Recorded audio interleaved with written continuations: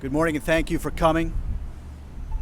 As you've no doubt heard, we're going to be shutting down Trans-Bay train service on the first weekend of August, the 1st and the 2nd, and also over Labor Day weekend, the 5th, 6th, and 7th of September. And during the shutdown, we will have a lifeline bus bridge, and that's what we're here to talk about primarily today. This bus bridge is a cooperative effort. It's a regional response to this major work that we have to get done, the critical repair work we need to get done. And so 4 separate agencies are stepping up to the plate and providing buses and operators. Robert Lyles from SFMTA is here to talk to you, as well as Clarence Johnson of AC Transit. Golden Gate Transit and Sam Trans are also providing buses. Ernest Sanchez is here from the ferry service. He'll tell you about the ferries that will be a great public transportation option should you choose to go across the bay on the 2 weekends that we're shutting down the train service. But I want to encourage you to speak to those gentlemen about what they're doing in terms of providing public transportation during the shutdown, because driving is not going to be a good option either. John Goodwin is here from the Metropolitan Transportation Commission. John has the global view of both the traffic and how public transportation is going to work. Let's get started with my colleague, Bob Franklin. Bob is the Department Manager of Customer Access. Bob has details on the bus bridge. And Priya Clemens is just arriving, so you can talk to her about what Golden Gate Transit is doing as well. But let's get started with Bob. Thank you, Jim. So BART's Trans-Bay Tube will be closed August 1st and 2nd and Labor Day weekend, September 5th through 7th. And we will be moving about 100,000 people by bus each day across the bridge between Oakland's 19th Street and San Francisco's Embarcadero Station while we perform critical maintenance projects. As BART specializes in train service, we put out a call for help from our local bus agency partners. We assembled a public transit dream team of bus operators consisting of buses from AC Transit, Muni, Sam Trans, and Golden Gate Transit, 94 buses in all. We relied on their expertise in planning for this and are proud of our great partnership. We are also working with the cities of Oakland and San Francisco and Caltrans and CHP to keep these buses moving on city streets and across the bridge. We will be running large articulated buses every 45 seconds with unprecedented exclusive on-ramps onto the bridge in both directions. We still want people to plan ahead. To prepare for traffic across the bridge, with 100,000 Trans-Bay BART riders being displaced, there will be traffic, so we encourage people to stay on both sides on their side of the bay. To look at other transit options besides BART, check out www.511.org to explore these options. To allow for extra time, if you take BART across the bridge, the best case scenario is it'll be a 30-minute delay each way, and that's without traffic. So you should plan on at least 60 minutes of a delay on each way. And it won't be a one-seat ride. For some, you'll have to exit and enter the BART station twice and also board and get off a bus one time, which will make traveling BART difficult for some passengers, especially those with luggage, strollers, bikes, and in wheelchairs. We have taken this into account, and we've coordinated the escalator movement, and we'll have shuttles available to take passengers from elevator to elevator. We will have a slew of BART personnel on site wearing yellow vests to help people all along this process. And then all buses are fully accessible. Most of them will be low floor to make it easy for people to get on and off the bus.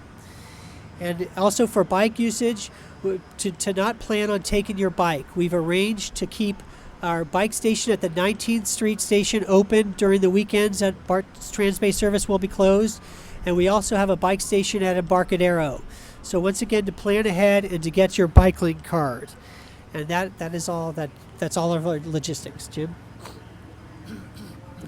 Thank you, Bob. And before I introduce Sean Nazari, I just want to recognize Jamie Ackerman of Sam Trans, who's also here. Again, Samtrans is one of the agencies that stepped up and providing buses. And speaking of stepping up, Caltrans has really answered the call. They've made changes in terms of traffic to help our buses get on and off the bridge, and they've provided some valuable public information resources. So, Sean Nazari, Deputy Director of Caltrans. Thank you. Good morning. I'm Sean Nazari, Caltrans Deputy District Director for Traffic Operations here in Bay Area. I'm here to provide information on what Caltrans will be doing in support of the BART service shutdown. We will have a number of strategies that won't be as apparent, but certainly important. We will have full toll taker capabilities at the bridge. We will have additional tow service on the bridge. We will have freeway service patrol on the approaches to the bridges. And we will have our Transportation Management Center fully active to help coordinate any potential incidents. We figure because of the BART shutdown, we will have as many as 15 to 20,000 more vehicles per day on the Bay Bridge. As you know, Bay Bridge is almost as busy on the weekends as it is on a weekday, although the traffic is a little more spread out throughout the day. But certainly having that many users add to the regular use is going to increase the delays that we normally experience at the bridge. We experience about 15 to 20 minutes of delay on the weekends on the bridge during the peak periods. That could easily double to about 30 to 60 minutes, depending on the response. What we need motorists to do is to help avoid any unessential trips across the bridge. If they do have to travel, we ask that they allow additional time during their travel and use alternate routes. Again, we are here to fully support the bridge and the BART closure. And one of the major things that we are doing is to facilitate the access to the bridge for the buses. All the bus bridge buses from the East Bay can access the bridge from the West Grand on-ramp on Interstate 80 and 880. The ramp is going to be converted to a bus-only ramp on the East Bay side. And in San Francisco, the Essex Street on-ramp will be converted to buses only. By allowing the buses entering the bridge more easily, we hope to facilitate the additional service for the buses. Thank you again, and I'll be here afterwards for answering any questions. As Sean said, he'll be here afterwards. In fact, all of the spokespeople are here to answer your questions. Just a reminder, we do have press packets in the back by the tree there. They do have some of the most commonly asked questions and the answers to those questions. Right now, I'll play traffic cop for a little bit and try to answer some of your questions here at the lectern if you wish. Can you elaborate also as far as the closure, why this is necessary, etc.? Just a little capsule. So what we need to do is some critical track repair work between a section of track between West Oakland Station and the entrance to the Transbay Tube. It's called an interlocking, and this contains a number of switches that we use to move trains from one track to the other. Right now it's not really apparent to passengers because they're just going in one direction, but should we have a major service disruption, say in the Transbay Tube or anywhere between West Oakland Station and Montgomery Street Station, the people who dispatch our trains and move train traffic around have no flexibility. So we need to get in there, completely tear out that section of track and rebuild it. This means replacing 932 rail ties, about 2,000 feet of rail, and rebuilding all the switches. So this is something that we can only do in an intense, very quick period of time.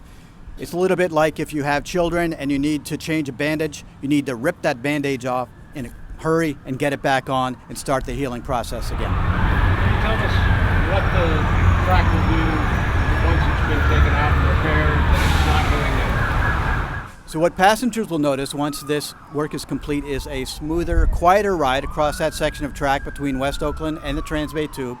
And what our train control people will be able to do is to mitigate serious service disruptions by turning trains and moving essentially trains in both directions on one track.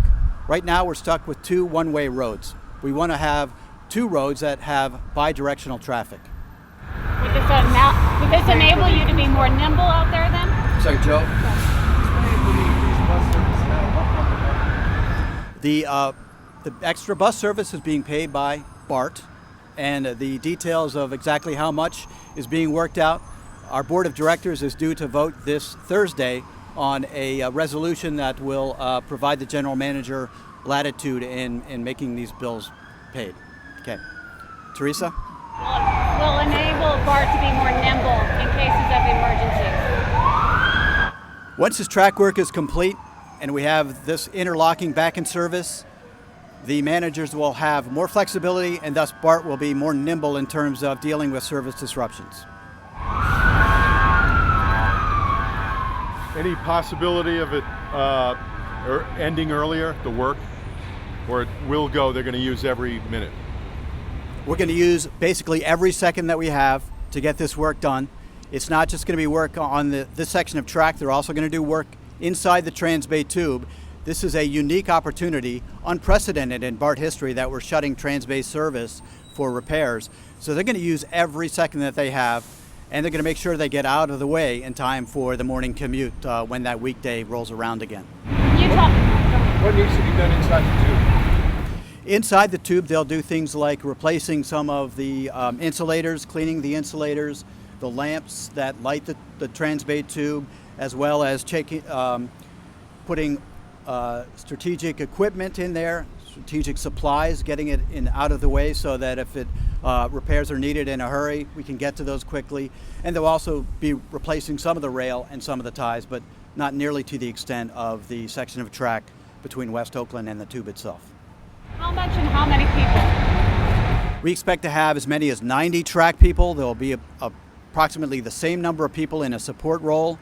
And basically, in terms of equipment, every type of heavy rail equipment that BART owns is going to be out there working on this project. Cost? The cost is $2 million for this particular shutdown, the 2 weekends. Is that the work? Jim, I'm sorry, is that the work or the revenue loss, the $2 million? The work itself is $2 million. I don't have a revenue loss figure for you. And is that federal dollars? What is that? The money, the $2 million to pay for this work, comes out of BART's operating budget. And this is part of an ongoing effort that we're doing to repair the tracks as we go along. So why don't we break it down to one-on-one interviews. Again, we have all the PIOs here from the different agencies. So once in a lifetime opportunity for you guys. Thank you.